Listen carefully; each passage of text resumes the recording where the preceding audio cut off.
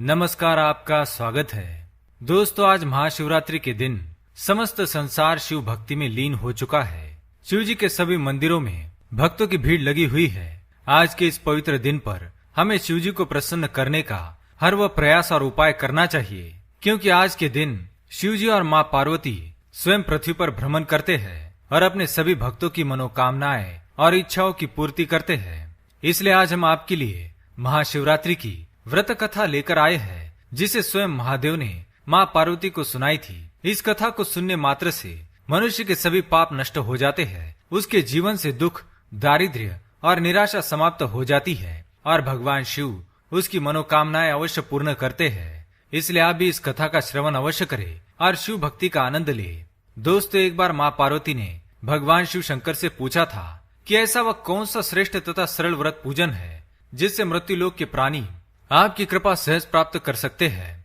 इसके उत्तर में भगवान शिव जी ने माँ पार्वती को महाशिवरात्रि के व्रत का विधान बताकर ये कथा सुनाई थी।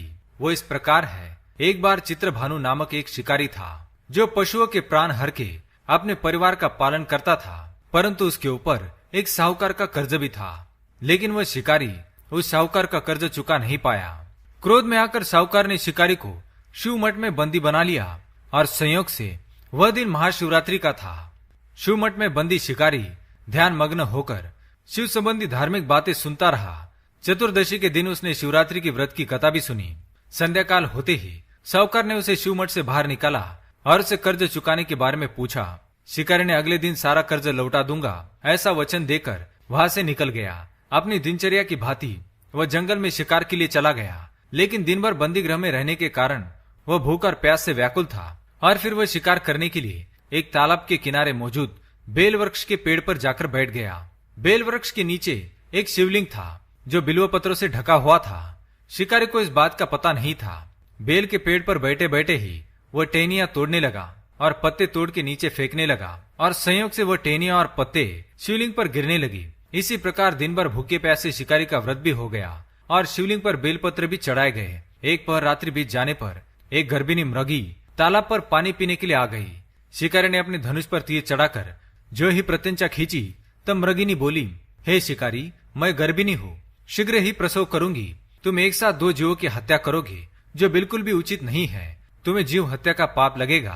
मैं बच्चे को जन्म देकर शीघ्र ही तुम्हारे समक्ष प्रस्तुत हो जाऊंगी, तब तुम मुझे मारकर खा लेना। शिकारी ने प्रत्यंचा ढीली कर दी और वह मृगिनी जंगली झाड़ियों में लुप्त हो गई। थोड़ी देर बाद एक दूसरी मृगिनी उधर से निकली। शिकारी की प्रसन्नता का ठिकाना नहीं रहा।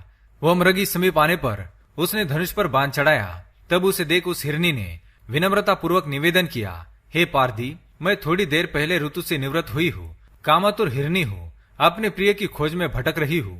मैं अपने पति से मिलकर शीघ्र ही तुम्हारे पास आ जाऊंगी। ये सुनने के बाद शिकारी ने भी उसे जाने दिया। 2 बार शिकार को खोकर उसका माथा ठनक गया। वह चिंता में पड़ गया। रात्रि का आखिरी पहर भी बीत गया। तभी और एक मृगी अपने बच्चों के साथ उधर से निकली। शिकारी के लिए यह स्वर्णिम अवसर था। उसने धनुष पर तीर चढ़ाने में देर नहीं लगाई। वो तीर को छोड़ने ही वाला था कि मृगी बोली, हे शिकारी, मैं इन बच्चों को इनके पिता के हवाले करके लौट आऊंगी। इस समय तुम मेरे प्राण मत लो। ये सुनकर शिकारी हंसने लगा और बोला, सामने आए शिकार को छोड़ दूं? मैं इतना भी मूर्ख नहीं। इससे पहले मैं 2 बार अपना शिकार छोड़ चुका हूँ। मेरे बच्चे घर पर भूख और प्यास से तड़प रहे होंगे। उत्तर में हिरनी ने कहा, जैसे तुम्हें अपने बच्चों की ममता सता रही है, ठीक वैसे ही मुझे भी सता रही है। इसलिए सिर्फ बच्चों के नाम पर मैं थोड़ी देर के लिए जीवन दान मांग रही हूँ। हे शिकारी, मेरा विश्वास करो, मैं इनके पिता के पास छोड़कर तुरंत ही लौटने का वचन देती हूँ। उस हिरनी का दीन स्वर सुनकर शिकारी को उस पर दया आ गई। उसने उस हिरनी को भी जाने दिया। शिकार के अभाव में बेल वृक्ष पर बैठा शिकारी बेलपत्र तोड़कर नीचे फेंकता ही जा रहा था। पौ फटने को हुई तो एक धष्टपुष्ट हिरन उसी रास्ते पर आया। शिकारी ने मन ही मन सोच लिया कि इसका शिकार वह अवश्य करेगा। शिकारी ने अपने धनुष पर बाण खींचा। यह देखकर वह हिरन विनीत स्वर में बोला, हे शिकारी, यदि तुमने मुझसे पूर्व आने वाली 3 मृगियों तथा छोटे छोटे बच्चों को मार डाला है तो मुझे भी मारने में विलंब ना करो, ताकि मुझे उनके वियोग में एक क्षण भी दुख न सहना पड़े।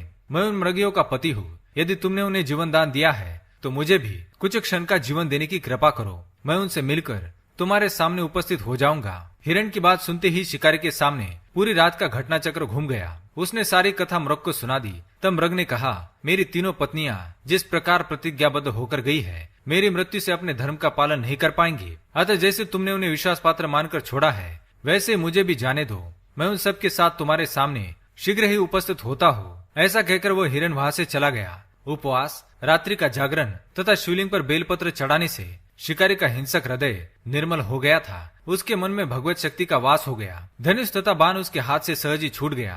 भगवान शिव जी की अनुकंपा से उसका हिंसक हृदय करुणा भाव से भर गया। वह अपने अतीत के कर्मों को याद करके पश्चाताप की ज्वाला में जलने लगा। कुछ ही क्षणों के बाद वह हिरण उसके परिवार को लेकर शिकारी के सामने उपस्थित हो गया ताकि वह उनका शिकार कर सके। किंतु जंगली पशुओं की ऐसी सत्यता, सात्विकता, प्रामाणिकता, सामूहिक प्रेम भावना देखकर शिकारी को बड़ी ग्लानि हुई। उसके नेत्रों से आंसुओं की झड़ी लग गई। उस हिरण परिवार को न मारकर शिकारी ने अपने कठोर हृदय को जीव हिंसा से हटा दिया।